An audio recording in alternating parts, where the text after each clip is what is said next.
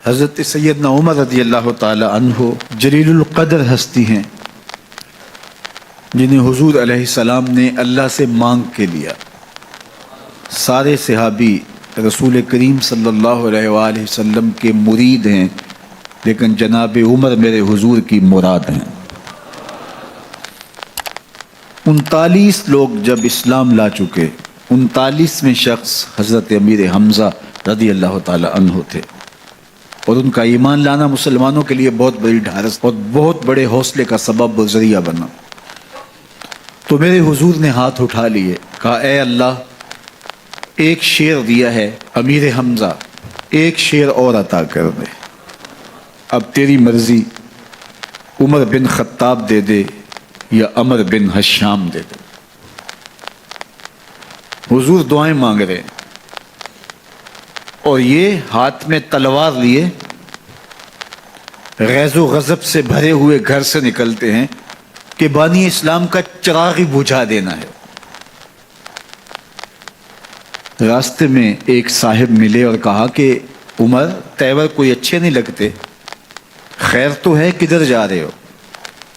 کہا چراغ اسلام بجھانے جا رہا ہوں، یہ روز کا مسئلہ ختم ہونے لگا ہے میرے ہاتھوں۔ مسکرا کے بولے گھر کی خبر تو لو۔ کہا میرے گھر کو کیا ہوا؟ کہا تمہاری بہن فاطمہ بھی نوکر بن گئی ہے رسول اللہ صلی اللہ علیہ وسلم کی۔ غصے سے بھرے ہوئے اپنی بہن کے گھر کا رخ کرتے ہیں، اندر سے قرآن پڑھنے کی آواز آ رہی ہے، غصہ اور بڑھ جاتا ہے، دروازے کو زور زور سے کھٹکھٹاتے ہیں۔ اہل خانہ سمجھ گئے ماجرا کیا ہے، گرجدار آواز ہے جناب عمر کی، دروازہ کھولو۔ جلدی سے معلم کو چھپا دیا اور بہن آگے بڑھ کے دروازہ کھولا۔ کہا تم سابی ہو گئے ہو، دین چھوڑ دیا تم نے، بتوں کی وفا ترک کر دی اور بے تحاشا مارنا شروع کیا۔ بہن کا سر پھٹ جاتا ہے، خون بہنے لگتا ہے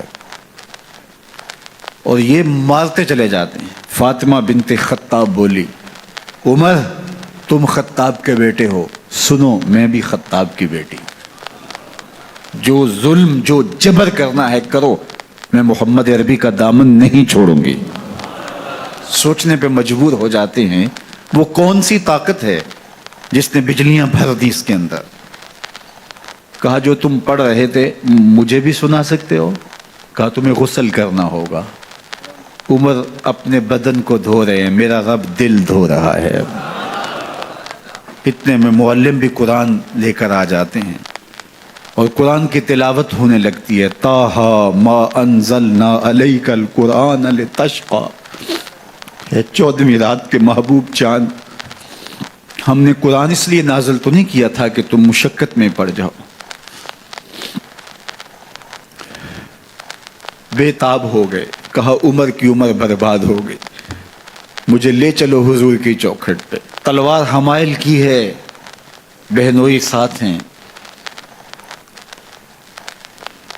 اور حضور کی بارگاہ میں حاضر ہو رہے ہیں۔ دروازے کے سوراخوں سے دیکھا تو صحابہ تشویش کا اظہار کرنے لگے کہ عمر آ رہا ہے، تلوار حمائل کی ہے، ارادے اچھے نہیں لگتے۔ جناب امیر حمزہ نے کہا دروازہ کھول دو، اچھی نیت سے آیا تو استقبال کریں گے، نیت اچھی نہیں ہے تو اس کی تلوار سے اس کی گردن کاٹ دیں گے۔ حضور کے سامنے جا کے بیٹھ گئے، گلے میں کپڑا ڈالا تو حضور نے پکڑ کے کہا عمر، ابھی وقت نہیں آیا کہ تم اسلام لے آؤ؟ یہی وقت تھا عمر کے اسلام لانے کا۔ لبوں پہ کلمہ جاری ہو گیا،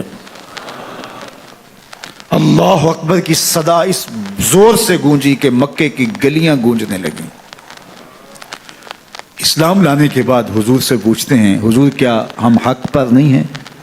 فرمایا ہم حق پر ہیں۔ اللہ کا دین سچا نہیں ہے؟ کہا اللہ کا دین سچا ہے۔ آپ اللہ کے سچے نبی نہیں ہیں؟ فرمایا میں اللہ کا سچا نبی ہوں۔ تو کہا پھر ہم چھپ کے عبادت کیوں کریں؟